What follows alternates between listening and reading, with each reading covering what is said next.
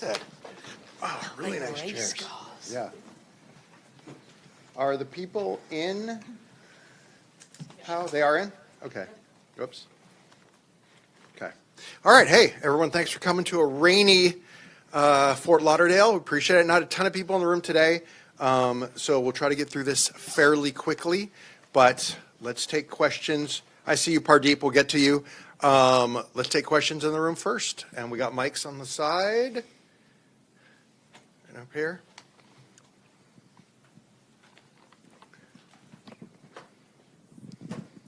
Hi, I'm Tamara Griffin with The Athletic. Can you offer sort of like a year in review as you prepare for this last game of the calendar year? It started, of course, with Brazil. She believes there's been a lot of experimentation, a lot of new faces coming into camp, a lot of people who've been standing out, making cases for themselves. How are you sort of reflecting on this year? Well, to start with, we've been through that exercise with staff and players, but rather than it be a review, it's things we're proud of. And all of those things can vary from, elevating our tactical play to creating an environment where people can be themselves and belong, to a growth mindset environment, to a collaborative, interdisciplinary environment. We looked at some of the highlights of the year, and some of those did it in sort of photograph format. Some of them being, we had a great picture of the Futures Camp, and obviously I've got players sat in the room, and we pinpointed those players and said, look what the last 10 months have produced. And I am certain that without that, we might not have accelerated some of their development as quickly, because it's quite hard to learn the playing pool. For me, She Believes, I think that first game against Brazil at SoFi, real highlight. I've been very clear on the process to develop players and what you have to go through. So I'm not zoomed in on 3 losses. If I was, I wouldn't make changes. If I play to just win. So I think that was a real highlight. I think Canada game, again, another step in the right direction for us. Importantly, the recovery against Portugal and the importance of how we have to quickly get back into national team duty, especially with a big break. That's the first time we've had to deal with such a big break. I think the adaptations tactically from one game to the next, and then getting the volume of players to be able to comprehend that and apply it. I'm really intentional about, I don't coach 11, we coach all 26, and not coach all 26 to play as us. And sometimes there's always a healthy tension between trying to manage the result that week and long-term development. I think for us internally, the gold print strategy, which is an actionable framework to develop winning teams. I think the joined-up approach from seniors, 23s, 20s in particular, my relationship with Tracy Kevins to get that right, and the hiring of Heather Dyche and Vicky Jepson. There's loads, to be honest with you, to working with I've got this man next to me.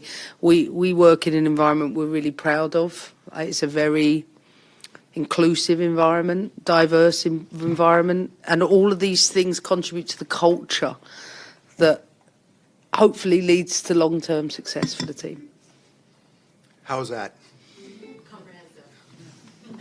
Let's go to Bob up front here. Thanks. Hi, Bob Williams from FIFA.com. I just want to ask you about the FIFA Women's Champions Cup, which is this new club tournament that starts in the new year. Yeah. Clubs from all around the world, including Arsenal, Gotham, quite a few of your players are taking part. I was just wondering what your thoughts are on how competitions like this can help grow the women's game. Obviously, the international game is huge, but now the club game is growing globally as well. Yeah, I think I've always been, being a club coach, I remember the importance of, international competition, even at the club level. So I think it adds another string to the player's bow to play something other than just, a team within a smaller region. I think we know there's growth in the calendar, but we have to embrace that. I've said this many times over. We have to create squad sizes and the quality and depth within squads to be able to cope with the demands of the game.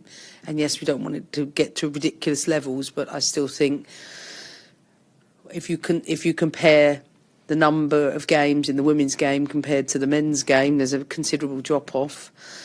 And I believe in the diversity of opponents. So I think it's a great competition, and yes, having a lot of players in that will be really good to see how they perform at that stage. Anybody else in the room before I go to, yeah. Actually, before you go, just a quick housekeeping note. As we are not training in the stadium, but we're training at the training fields, our mix zone is going to be over there. So after we're done, everyone just walk out these doors, get into the shuttles. We're going to shuttle you over for quickness and weather, and then we'll do the mix zone like inside the gym there. Cool? Cool. Please go ahead. Hi, Alexis with Fort Lauderdale United. So kind of what you mentioned in the previous questions as well, you have a bit of new players on the roster. So with the momentum from the victory over Italy and Orlando, do you see this as an opportunity to test more of the newer talents on the roster and assess their fit within the system? I'm going to continue doing what we plan to do this year, which is to create opportunities for players.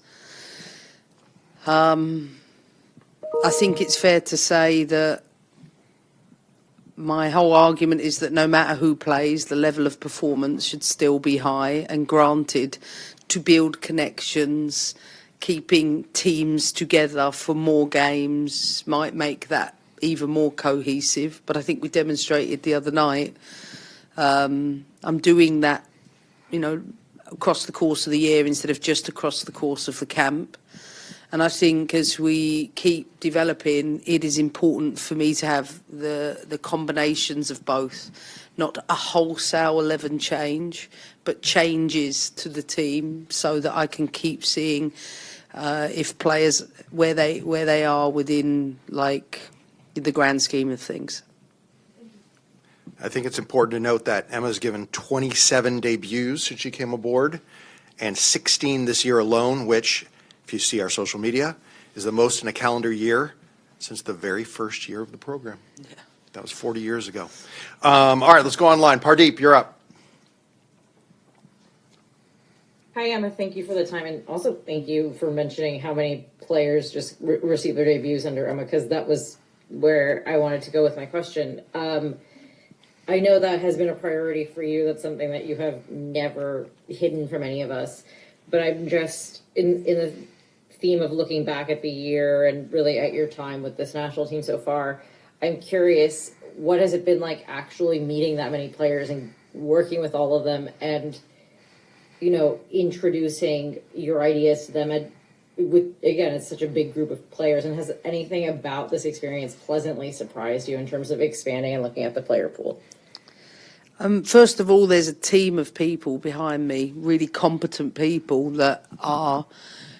If you knew how our system worked in the background, it is so comprehensive. Whether that's onboarding people, whether that's bringing people up to speed with the tactical developments, whether you are first time into camp, second time, third, multiple times, whether you are a pregnant player at home, whether you are a long-term injured player at home. We've created a system to keep that development going both online and in person with a team of people that deliver on that. And they can deliver on that because the model's clear. So it doesn't require one unicorn leader to do it. It's lots of people that help deliver that. Second of all, I think the players are supported to be able to keep their development. So often in coaching environments, it's all the head coach and maybe the assistant. I'm all about a team being able to deliver those insights. So the players can go to any one of my staff if they want to do clips or they want They want a check-in opportunity during camp. I think that's a strength of ours.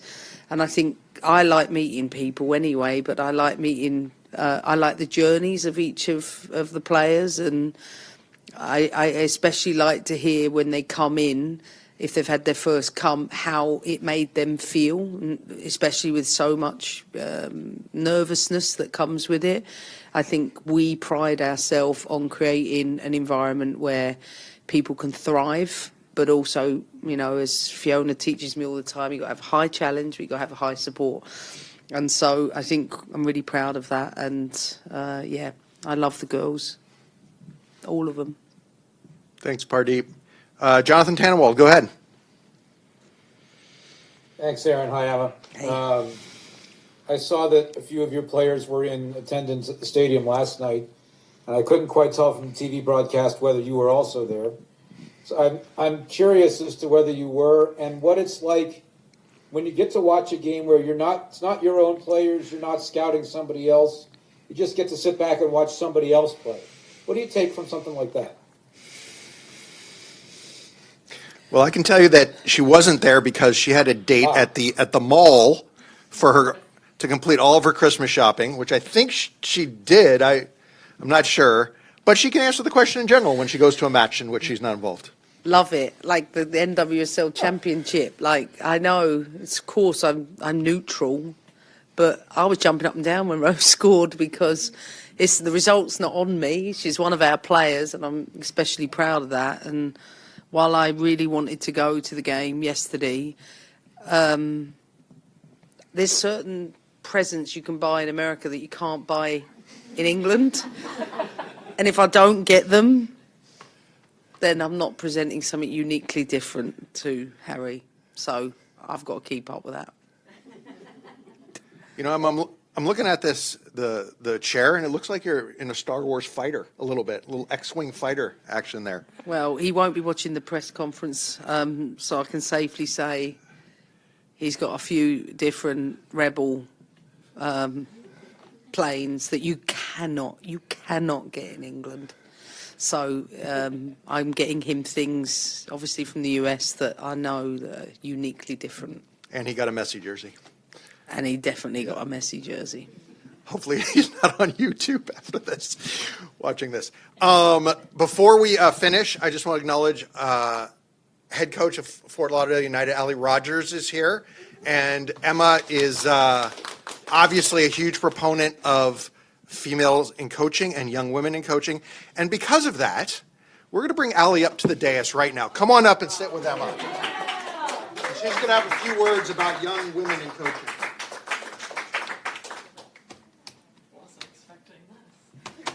Well, we didn't want it. We didn't want to give you a heads up on it. Oh my goodness, no heads up at all.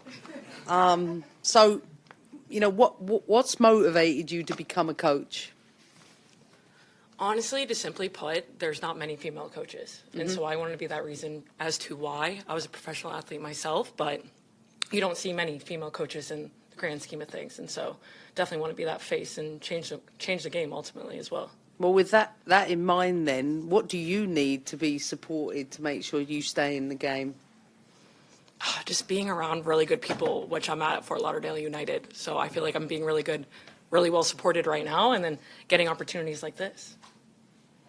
You got any questions for Ali, anyone? Hi. Do I need the mic? Okay. You're good. Okay. I'm Tamara Griffin. I'm with The Hi. Athletic, and I am going to be working on a story about Fort Lauderdale, so this is perfect for me. I sort of came into the team because there were players that I followed in the NCAA who now play for Fort Lauderdale. There are players in the NWSL who've been sent to Fort Lauderdale on loan. Yep.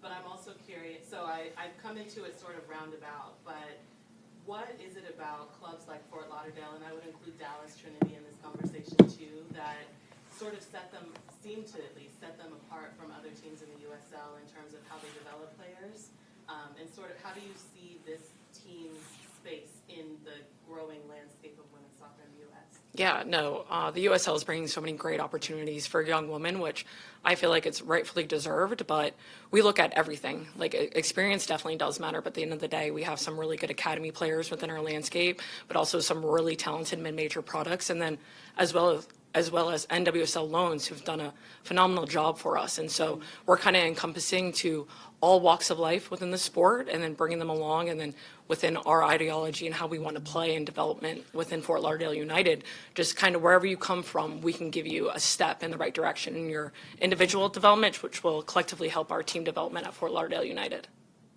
You have to see it to be it. I say this all of the time. We need to keep females in the game, not just get them in the game, but keep them in the game. And that challenge for all clubs, no matter where you are, is thinking about how we best do that, because this should be the norm. It's important for our girls, our women, to have female role models in coaching. Thanks for coming up. Thank you. Awesome. Thanks, guys. All right, stay right there. We're going to cross the field. We're going to do a photo up here and jersey exchange. All right. Here, let's get these chairs out of the way. So sorry. Yeah. Perfect. Right there in the middle. Looks good. And 1, 2, 3. Great. Thank you. Thank you so much. Seriously. Good luck with Oh, it. I really appreciate it. Okay, Thank you. seriously, Thank good you, luck thank you. with it. Thank you. Here, All right. We're doing one with that. One with the front too. Yeah.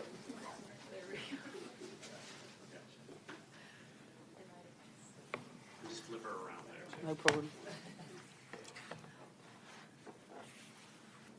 Thank you so much. Thank you. Thank Thank you you. again. Take care.